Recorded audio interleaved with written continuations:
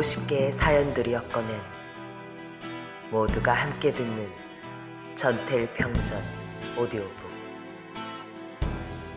2부 평화시장의 괴로움 속으로 15화 다락방 속의 하루. 무슨 말로부터 시작해야 할까? 평화시장의 저 참혹한 노동에 관한 이야기를. 여기 13살의 한 여공이 있다고 하자. 그 아이의 이름은 시다. 평화시장의 시다이다. 집안이 가난하지 않았더라면 아마도 한창 부모에게 어리광을 부리며 중학교 1학년쯤에 다니고 있을 나이이어라. 그러나 그녀는 답심리 빈민촌의 한 판잣집 단칸방에 살며 평화시장에 다닌다. 하루 중에 가장 속상한 때는 이른 아침 언니가 잠을 깨울 때이다.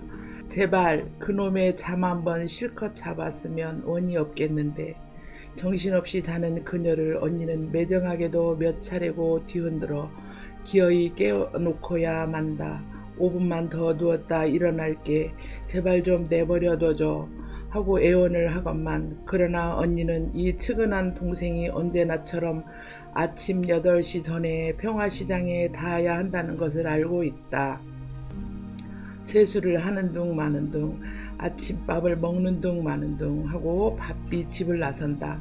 만원 버스 속에서 시달리다가 청계천 육가점에서 내릴 때면 벌써 아침밥 먹은 기운은 다 빠져버린다. 그러나 정작 고된 것은 이제부터다. 조금 후 그녀는 평화시장 3층의 어두침침한 복도를 지나 숨이 턱턱 막히는 먼지구덩이의 작업장 속으로 빨려 들어간다. 작업장은 약 8평 정도, 재단판과 14대 되는 재봉대 미싱 따위와 거기에 맞붙은 시다판들이 가뜩이나 비좁은 방 안에 꽉 들어차고 그 틈서리에 핏기 잃은 창백한 얼굴의 종업원 32명이 끼어앉아 일한다. 바닥에서 천장까지의 높이는 약 1.5m 정도. 이것이 저 악명 높은 평화시장의 다락방이다. 원래는 높이 3m 정도의 방이었던 것을 공중에다 수평으로 칸막이를 하여 그것을 두 방으로 만든 것이다. 이 넓고 넓은 세상에 왜 그녀에게는 이렇듯 좁은 공간밖에 주어지지 않은 것일까? 여공들은 허리를 펴고 걸어 다닐 수가 없다. 청계천 육가 쪽 고가도로를 차를 타고 달리면서 이 작업장들을 보며 마치 무슨 돼지우리나 닭장을 보고 있는 것 같은 느낌이 든다. 이 밀폐된 닭장 속에 갇혀서 끊임없이 재봉틀의 소음 속에서 그녀는 하루 종일 햇빛 한번 보지 못하고 아침 8시부터 밤 11시까지 노동을 한다. 작업 도중에 일어나 변소 한번 가려고 해도 주인 아저씨와 미싱사 언니들의 눈치를 보아야 한다. 그녀가 하는 일 중에 가장 고된 것은 다리미질이다. 겨우 13살짜리 소녀가 고사리 같은 손으로 열을 훅훅 내뿜으며 그 무거운 다리미를 들고 옷감이 늘지 않도록 온 신경을 써가면서 다리미질을 하는 것이다.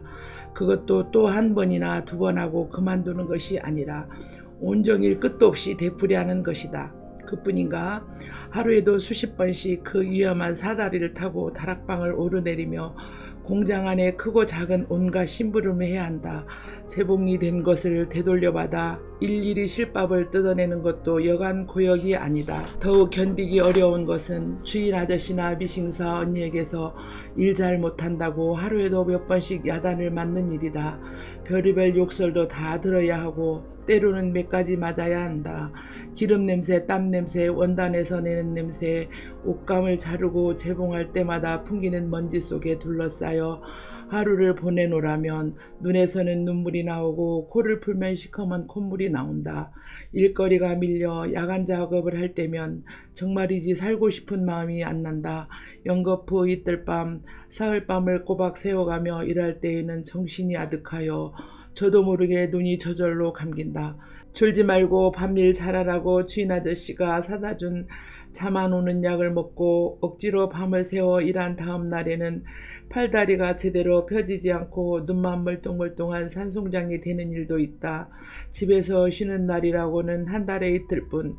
부잣집 아이들이 부모를 따라 자가용차를 타고 주말농장 같은 곳으로 놀러 나갈 때에도 평화시장의 13살짜리 소녀는 햇빛이 통하지 않는 어두운 작업장에 갇혀 14시간 이상을 꼬박 일해야 했다. 이렇게 뼈 빠지게 일해도 그녀의 한 달 임금은 평균 3,000원. 1970년도 현재 왕복 교통비를 제하고 나면 별로 남는 것이 없다. 집안 생계에 조금씩 보태고 나면 점심을 사 먹을 여유가 없어서 한 개에 1원 하는 풀빵 몇 개로 점심을 때우거나 아니면 이에 굶으면서 일하는 시다들이 태반이 넘는다. 삶은 파처럼 지친 몸을 무겁게 끌고 꾸벅꾸벅 절면서 밤 11시가 넘어 집으로 돌아오면 밥술을 뜨는 둥 마는 둥 하고 옷 입은 채로 그대로 쓰러져 눕는다. 좁은 방 안에 여러 식구가 꽉 들어차 누우니 다리 한 번 마음대로 뻗어보지 못한다. 잠시 온몸이 결리고 팔다리가 쑤시다가 곧 골아 떨어진다. 새벽이 되면 또 일어나자마자 출근이다. 밥 먹을 여유가 없는데 소화시키기 위하여 쉴 여유가 어디 있겠는가. 태어나면서부터 굶주림에 익숙해버려 영양실조에 걸려있는 그녀는 이미 재봉사 언니들이 모두 앓고 있는 신경성 위장병이라는 병을 새로이 얻었다. 언제나 끝나려나 끝도 없이 되풀이되는 지긋지긋한 생활. 때때로 일거리가 떨어져 작업장에 앉아서 빈둥빈둥 시간을 보내게 될 때면 그녀는 멍하니 이제 나는 어떻게 되는 걸까 하고 생각을 해본다. 차라리 다른 시다들처럼 그만두고 딴 공장으로 옮겨 가볼까? 그러나 별달리 아는 데가 없다. 빨리 기술을 배워서 미싱사 언니들처럼 두툼한 월급 봉투를 집으로 가져가야지 하는 꿈에 잠시 가슴이 부풀기도 한다. 그러나 며칠 전에 어떤 미싱사 언니가 해준 말을 생각하면 또다시 맥이 풀린다. 평화시장의 여공생활 8년 만에 남는 것은 병과 노처녀 신세뿐이더라. 너만한 나이 때 어떤 수를 써서라도 일찌감치 평화시장을 빠져나가는 것이 현명한 일이야. 사실 평화시장에서 한 5년 이상 일한 미싱사 언니들을 보면 한심한 생각이 든다. 누렇게 뜬 핏기 없는 얼굴, 퀭한 눈동자, 그리고 거의 전부가 기관지염, 안질, 빈혈, 신경통, 위장병 따위의 환자들이다. 저래가지고 시집인들 제대로 갈 수 있을까? 평화시장 여공은 데려가도 3년밖에 못 써먹는다더니 정말이지 3년이나 제대로 써먹을 수 있겠는지 몰라. 13살 소녀인 이 시다에게도 곧 그러한 질병들이 차례차례로 찾아들 것이다. 그리하여 그녀의 마음은 항상 어둡다. 웃고 뛰놀자. 그리고 푸른 하늘을 쳐다보며 오늘을 생각하고 내일의 꿈을 키우자. 남산 어린이회가 나 비석에 새겨진 이 구호는 평화시장의 어린 여공들에게는 전혀 해당되지 않는 꿈같은 이야기다. 웃으며 뛰놀 수 없다. 먼지구덩이 속에서 줄임배를 안고 온종일 햇빛을 못 보며 자꾸만 쏟아지는 졸음을 억지로 막아내며 손발의 감각이 마비되도록 일해도 그날그날의 끼니조차 잊기 어려우며 병든 부모에게 약한 척 변변히 사들이지 못한다. 웃고 뛰놀 수 없다. 그럴 시간적 여유도 없거니와 찌푸린 마음을 활짝 펴고 뛰놀 정신 여유도 없으며 또 뛰놀고 싶어도 뛰놀 장소가 없다. 평화시장에도 점심시간은 있다. 약 30분, 경우에 따라서는 약 1시간. 점심을 굶어야 하는 어린 여공들은 무료한 시간을 보내기 위하여 평화시장 건물의 옥상으로 올라간다. 주위를 둘러보아도 매연과 소음으로 가득 찬 청계천바닥, 오락시설이 없는 그 옥상에서 그녀들은 거기에 깔린 돌멩이들을 주워가지고 이웃한 덕수상업고등학교 운동장으로 던지는 것으로 시간을 보낸다. 이것이 그들의 짤막한 여가 시간이다. 그들에게는 푸른 하늘을 쳐다볼 권리도 없고 오늘을 생각할 시간도 없으며 내일의 꿈을 키운다는 건방진 여유는 더더구나 없다.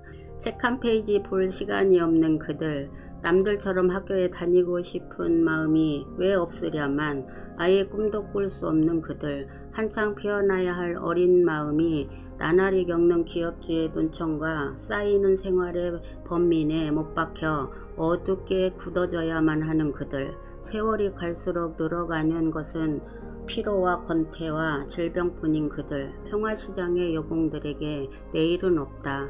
하루하루 모진 목숨을 이어나가야 하는 숨막히는 노동의 질곡만이 있을 뿐이다. 그들은 결국 스스로의 젊음과 소망과 건강과 생명을 그날그날 갉아먹으며 살아야만 하는 피파리 인생들이다.